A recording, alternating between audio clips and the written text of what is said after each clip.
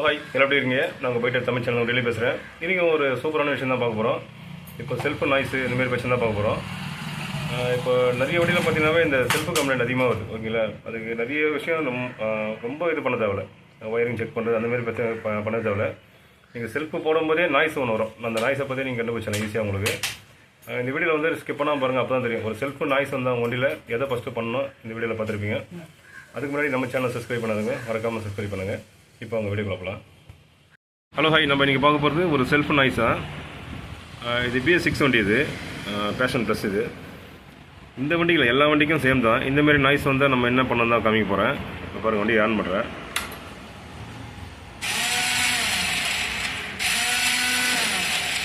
இதில் ரெண்டு விஷயம் நடக்கலாம். ஒன்று செயின் கட் ஆகிருக்கலாம், இல்லைனா அந்த ஒன் வே கிளச்சில் வந்து ப்ராப்ளமாக இருக்கும். இப்போ இது மோட்டர் வண்டி ஓடுது, நீங்களே பாருங்கள். அப்போ கண்டிப்பாக இந்த செயின் இது வேறு எதனா பிரச்சனையாக இருக்கும். இப்போ நம்ம அந்த கேஸை கேட்டால் நம்ம கரெக்டாக கண்டுபிடிச்சிடலாம். உங்கள் வண்டி இந்தமாதிரி பிரச்சனையோ இல்லை உங்கள் ஃப்ரெண்டு வண்டி இந்தமாதிரி பிரச்சனையாக இருக்குது, நீங்கள் ஈஸியாக வேலை எப்படி பண்ணுறது தான் இந்த வீடியோவில் பார்க்க போகிறோம். ஓகேங்களா? இப்போ நம்ம இந்த ரெண்டு கேஸை கட்டணும். ஓகேங்களா? டைமிங் கேஸு இதை கட்டணும். இது BS6 இருக்கிறதால உள்ள சார்ட்டர் பிளேட் இருக்காது. ஓகேங்களா? அதனால் ஆயில் இறக்கிட்டு தான் நம்ம பண்ணணும். பார்த்துக்கலாம்.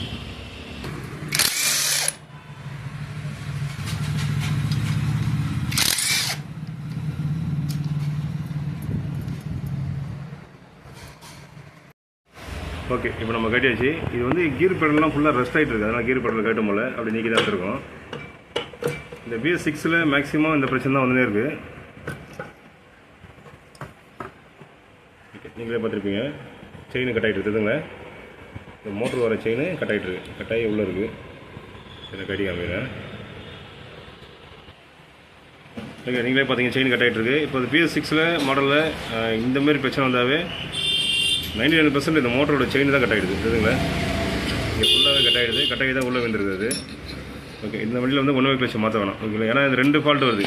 இந்தமாரி சுற்றினா நிறைய பேர் ஒன் வே கிளச்சு மாற்றுறாங்க. ஆனால் சிம்பிளாக இந்த செயினே மிஞ்சி போனால் ஒரு 100 ரூபா இந்த ரேஞ்சு தான் இருக்கும். ஓகேங்களா? மாற்றினாவே இந்த பிரச்சனை வந்துடும். மேக்னெட்டை கட்டுவோம். இது கரெக்டான புல்லர் வச்சு நம்ம கட்டணும்.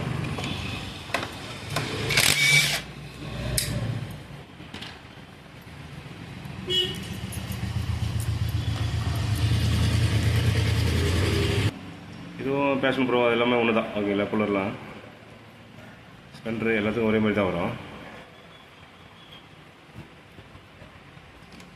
அது நிறைய வாட்டி சொல்லியிருப்பேன், மேக்னெட் எப்படி எப்போவுமே தட்டக்கூடாது. தட்டினாவே கிராங்க் ஷாட் பெண்ட் ஆகிடும். அதனால் நிறைய பிரச்சனை வந்துடும். ஓகேங்களா? அதனால் கரெக்டான டூல்ஸை வச்சு கட்டி பண்ணுவேன். இதுலேயே அந்த சார்ட்டர் பிளேட் கொடுக்கலாம். இந்த காயில் அசம்பிளி வெளியே இருக்குது. ஓகேங்களா? இந்த காயில் வந்து ஹீட் ஆகும். ஹீட் ஆகுது என்ன பண்ணுவோம், அந்த ஆயில் போட்டு தான் இது கொஞ்சம் கூலிங் ஆகும். அதனால தான் சார்ட்டர் பிளேட்டு வைக்கல இதில். இப்போ BS4 வண்டிலாம் சார்ட்டர் பிளேட் இருக்கும். ஓகேங்களா? BS6ன்றது ஃபுல்லாக எலக்ட்ரானிக் ஐட்டம். ஓகே, அதனால தான் அந்த சார்ட்டர் பிளேட் இல்லாமல் இருக்குது. இது ஃபுல்லாகவே ஆயில் அடிஞ்சினே தான் இருக்கும். அதெல்லாம் ஒன்றும் ஆகாதெல்லாம். ஓகே, இந்த மேக்னெட் ஃப்ளைவில் பின்னாடி தான் அந்த ஒன் வே கிளச் இருக்கும். இப்போ இந்த ஒன் வே கிளச்சில் எந்த பிரச்சனை இல்லை. ஓகேங்களா? BS4லாம் பார்த்தீங்கன்னா ஸ்ப்ரிங்கு கொடுப்பாங்க. இதில் பாருங்கள், சின்ன ஒரு பிளேட் மாதிரி கொடுத்துருப்பாங்க. இதுவும் ஸ்ப்ரிங்கு மாரி தான் இருக்கும். இது அவ்வளோ சீக்கிரம் டேமேஜ் ஆகாது. ஓகேங்களா? அதனால தான் இதுமாரி கொடுத்துருக்காங்க. இதில் ராட்டு நிறைய இருக்கும். ஏன்னா கரண்ட்டு கரெக்டாக வரணுன்றதுக்காக தான் ராட் அதிகமாக கொடுத்துருக்காங்க. இப்போ இதில் பார்த்தீங்கன்னாவே செயினே காணாமல் பாருங்கள். அது ஒரு வெளியில் கட்டும் போது செயின் டக்குன்னு கீழே விழுந்துடும். இதில் எல்லாத்தையுமே கட்டி கூட செயின் உள்ளே எதுவும் மாட்டினு இருக்குன்னு தெரியல.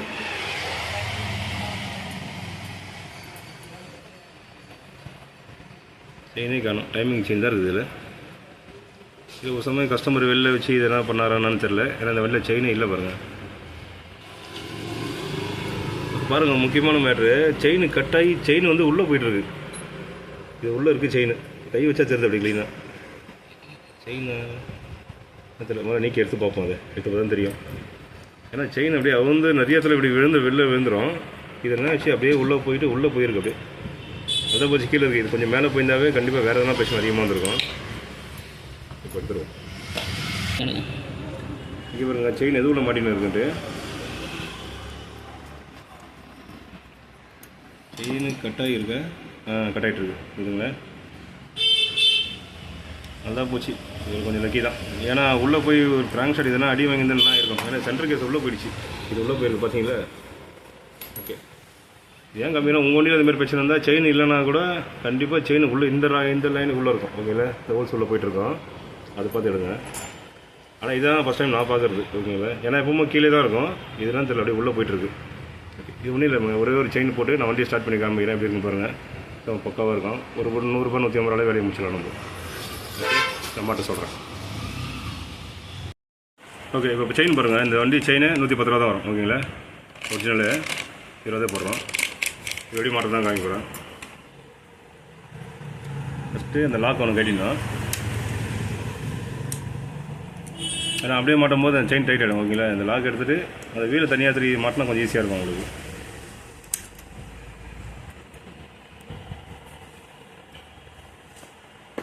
ஓகே, லாக் எடுத்துகிட்டு பிறகு இந்த வீல் நம்ம ஈஸியாக வெளிலத்தலாம். செயினை மாட்டிட்டு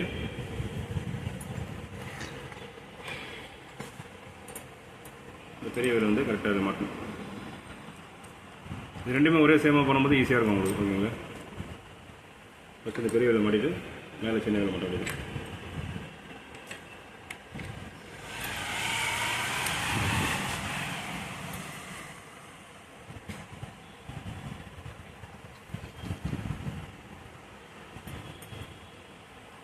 மறந்துடாமல் கண்டிப்பாக அந்த லாக்கை போட்டுருங்க.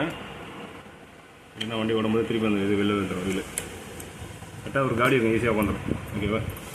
ஓகே, இப்போ நம்ம எல்லாத்தையும் மாட்டிட்டு வண்டியை நான் ஸ்டார்ட் பண்ணிக்காம மாதிரி அப்படின்னு பார்க்கலாம்.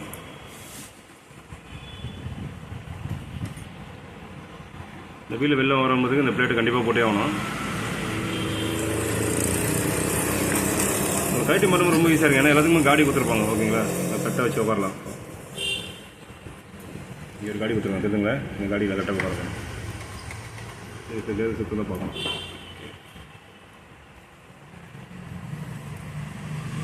இப்போ நம்ம மேக்னெட்டை சொல்லிவிட்டு ஆயில் லைன் கொடுத்துட்டு வண்டி ஸ்டார்ட் பண்ணி பார்த்துருவோம்.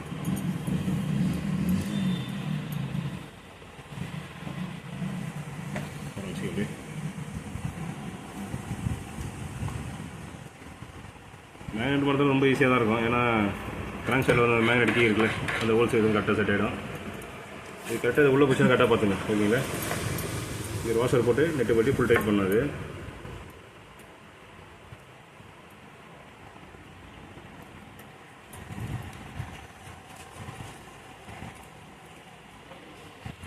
ஓகே, கன் இருந்தால் ஃபுல் டைட் ஆகிடுச்சு. இப்போ நம்ம கேஸை மட்டும் ஆயில் ஊற்றிட்டு ஸ்டார்ட் பண்ண வேண்டியதான்.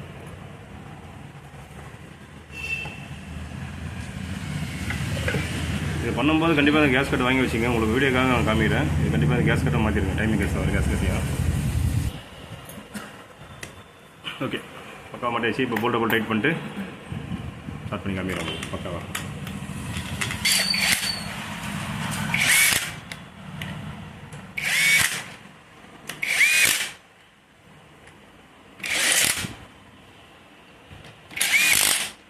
ஓகே,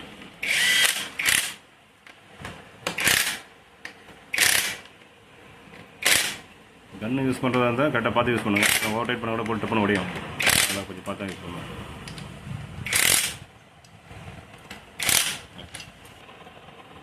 மறக்காமல் இந்த நியூட்ரல் பிளேட் இருக்குல்ல, அது லைனை கரெக்டாக கொடுத்துருங்க. நிறைய பேர் மாட்டும்போது மறந்து விட்ருவாங்க. ஓகேவா, அதனால் இதுவும் கரெக்டாக மாட்டுருங்க. ஓகே, மாட்டியாச்சு. இப்போ நம்ம அப்படியே ஸ்டார்ட் பண்ண வேண்டியதான். இப்போ ஸ்டார்ட் பண்ணுறோம் பாருங்கள். கீபோர்டு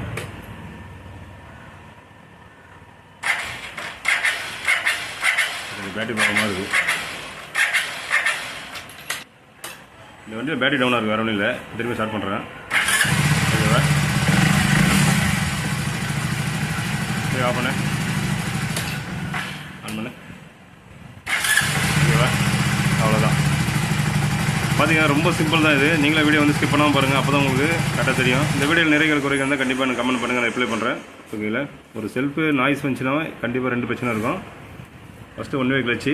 இப்போ BS6 பார்த்தீங்கன்னாவே கண்டிப்பாக இந்த செயின் தான். இந்த BS4 BS3 எல்லா வண்டியும் சேம் தான். இந்த செயின் கட்டானா கூட இந்த மாதிரி பிரச்சனை வரும். ஓகேங்களா, அதுக்காக மோட்டர் பிரச்சனை வேறு எதனா பிரச்சனை இல்லை, எலக்ட்ரிக்கல் பார்க்காதீங்க. இது வண்டி பார்த்தா போகிறோம். இது ஒரு நல்ல வீடியோ பார்ப்போம். பாய். இந்த வீடியோ கண்டிப்பாக எல்லாருக்கும் யூஸ்ஃபுல்லாக தான் இருக்கும். நீங்களும் ட்ரை பண்ணுங்கள். உங்கள் வண்டியோ இல்லை உங்கள் ஃப்ரெண்டு வண்டியில் இந்த மாதிரி பிரச்சனை இருக்கும்போது நீங்களும் ஒரு ஐடியா கொடுக்கலாம். அதானே ஒரு கருத்து. ஓகேங்களா, இது ஒரு நல்ல வீடியோ பார்ப்போம். இந்த வீடியோ நிறைய இருக்க வரைக்கும் இருந்தால் கண்டிப்பாக கமெண்ட் பண்ணுங்கள், நான் ரிப்ளை பண்ணுறேன். இது ஒரு நல்ல வீடியோ பார்ப்போம். பாய்.